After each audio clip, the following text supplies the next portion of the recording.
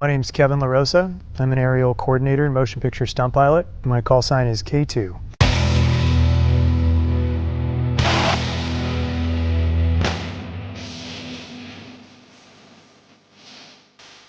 I own a company called X Brand LLC, Advanced Aviation Cinematography, with a couple of really professional and talented movie makers. And our company is designed to help directors and producers and creative teams turn their aviation dreams into reality and make the impossible possible. So cool. And just add to that, because people wonder, what is an aerial coordinator? And you're a stunt pilot too. So what is your role as we talk about this documentary? And you've obviously done it for major motion pictures. My role as an aerial coordinator is basically bringing together the team, the right aircraft, the right tools, the right camera, the right camera gimbals that we put on the aircraft, and then putting together exactly how we're going to go out and do the filming. Everything from safety to mission planning, airspace planning, integrating with the Department of Defense or whoever's in charge of who we're working with. But the fun part of my job, the part that I truly love, is being aviated. By trade, I'm a stunt pilot or a camera pilot for the motion picture business, so I get to go out and fly jets, helicopters, and airplanes with cameras on them and help create these images. And my partner that I do that with is Michael Fitzmaurice. So he's the talented individual that's operating the camera and the jet or the helicopter, and I get to fly. You got amazing access to the cockpit in this documentary. Tell me about that access. Well, I think the Navy and the DoD had a hand in that. There was a bit of trust from Top Gun Maverick. And I think, we were telling a cinematic story with Top Gun Maverick, but we're telling reality here. So it was really interesting to see the Navy give that unprecedented access to Disney and Nat Geo. The company I was working for was called Zinc Media, directly for them on behalf of Nat Geo. And it was led by a really great director, Lana Sala.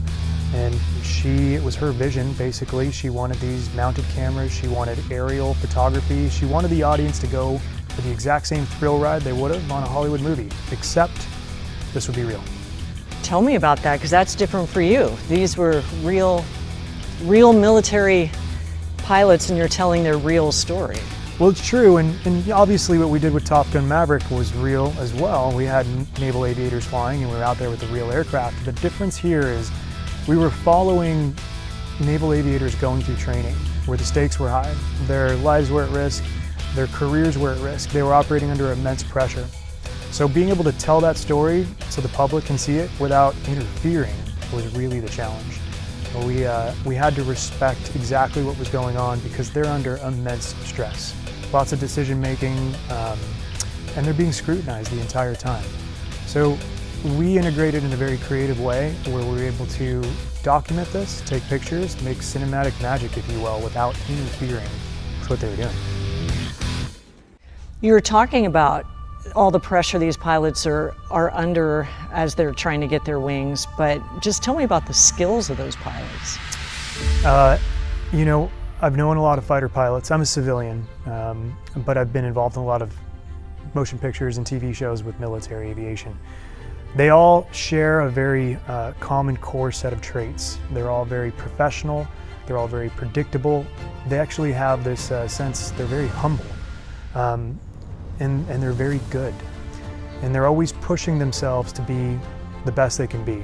And that's actually very motivating to somebody like me. So every time I see this, or even new aviators that are trying to get those gold wings, that was the one core thing that I always realized, is that they're just all trying their best. And they all want to go out there, be the best they can be, and defend our nation. So big patriot, big supporter of that, and very thankful for it. Tell me about that military connection. That means a lot to you. My family's prior military. My grandfather was in the service, my dad was in the service. I'm the first one that's civilian. There's times I wish I would have went into the military for sure. I'm lucky enough I get to work with them. So I come from a very patriotic family. We have a debt of gratitude to our past and present service members, everything they do. So getting to go out there in the field and see what they do for real and work with them, integrate in with them, some of my biggest life lessons of being an aviator, just a person, is being around those type of individuals. Anything you would add to what it takes to earn those gold wings? to earn those gold wings, I think these individuals are put under the most stressful environments of their life. Everything they've worked towards, everything they've studied is all coming down to this moment of being under a microscope every day. Every decision is being scrutinized, and you can see it on their faces. They're just in high gear the entire time. So it's super stressful to see, but that's where we carve out our very best, right? And yeah, I'm thankful to be able to have seen it. It was great. It is incredible. You've seen it because you are in a class all your own. I mean, no major motion picture has ever pushed the limits of aviation like Top Gun Maverick. They use you. This documentary uses you. Tell me about that. It's less about me and more about the team, Kimberly. I'm surrounded by people that in my eyes are the best. The best aerial director photographies, the best camera technicians, crew chiefs, maintainers. Very similar to how the Navy would operate. So yeah, the pilot is an important piece of this, and I love what I do, but I am nothing without the team. And that's why we started X-Brand. We have what I consider the world's best aviation storytelling team, jets, helicopters, and airplanes, and I'm just a part of that.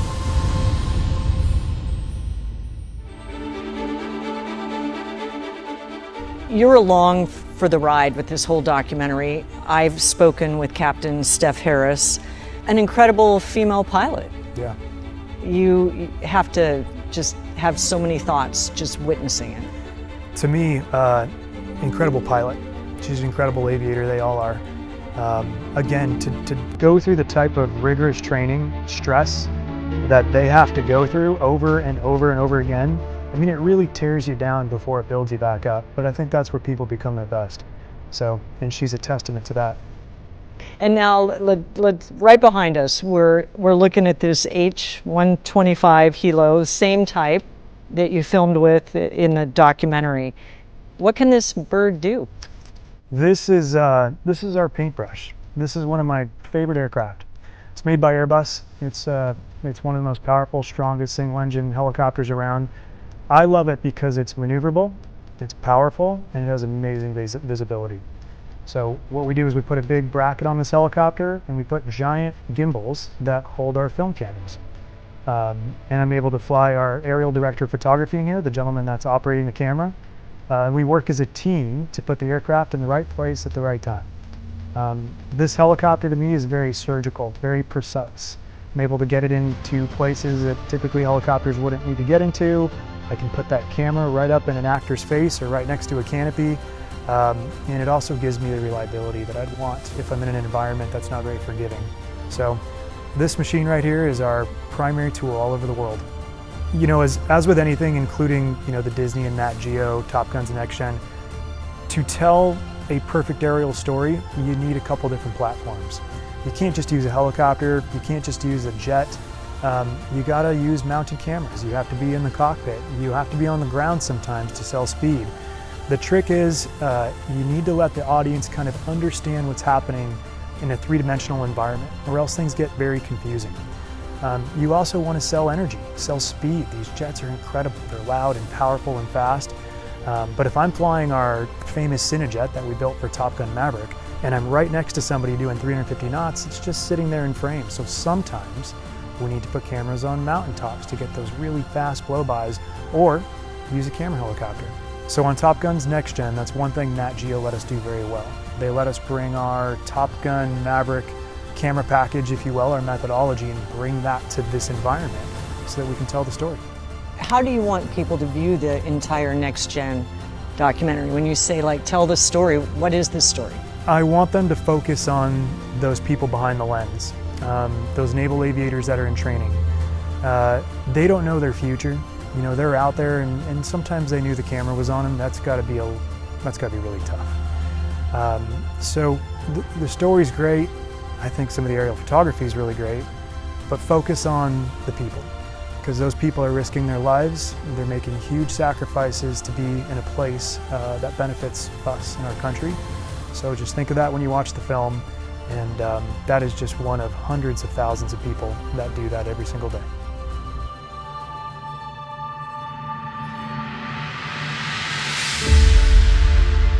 You and I spoke during Top Gun Maverick. Yes. It's when I met you, and you built an entire jet for that movie. And I think that's really become the future of how you're using these jets. Tell me about it. The special jet you're talking about, we affectionately call the Cinejet.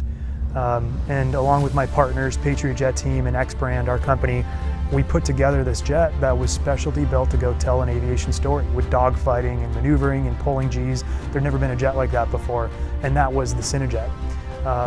This documentary allowed us to bring the Cinejet back into play.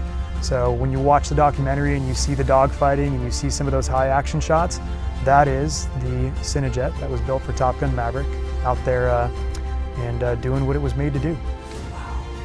You and I were chatting, you've got even more tools than you had back then.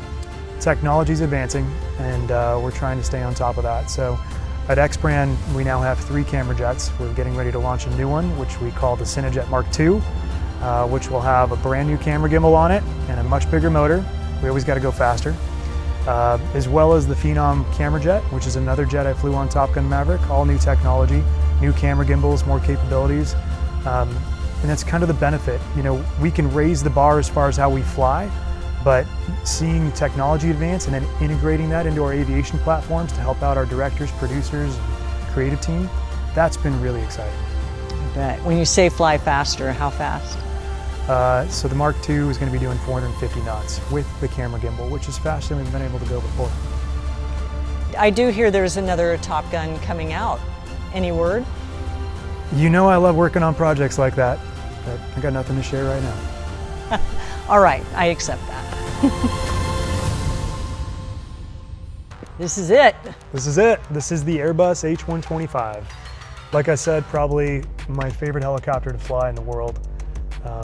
Maneuverability, visibility, power, there's just nothing like it. And you can see there's these big mounts hanging out of the bottom of this thing. We put very big brackets on this thing and a giant camera gimbal on the front. And it's an open source gimbal. What that means is that the aerial director of photography can choose whatever camera and lens he wants to put in this thing.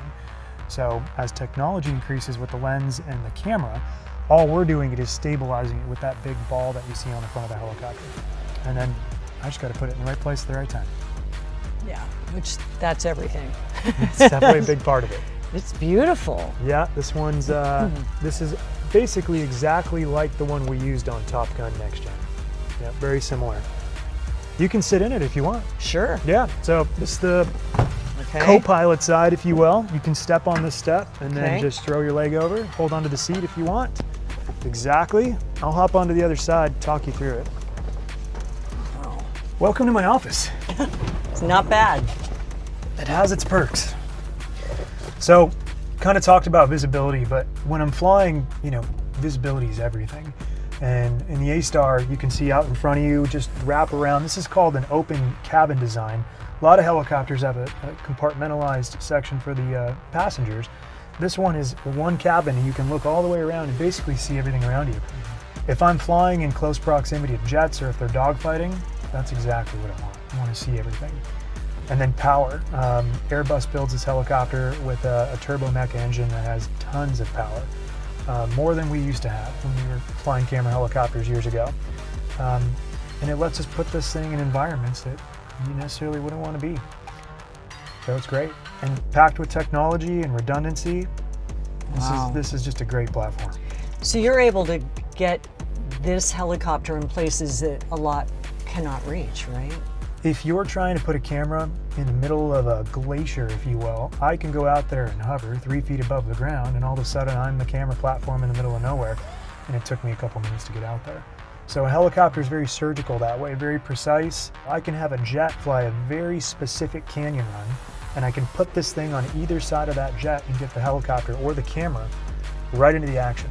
And the whole idea here is I'm trying to get the audience to be right there, make it feel like that afterburner is right in your face sometimes, and this helicopter lets us do that. Amazing. That's how you're getting the faces of the I mean, that's a pilots. cool part too, is that we want the audience to be able to look in there and see the pilots, see the emotions. I mean, if they have their visor down, that's one thing, but to be able to zoom in on that aviator and see what they're doing and then pull out and show the environment they're in, that's incredible. It is. And they don't all do what this one does, to be able to allow you to get these shots that are so incredible.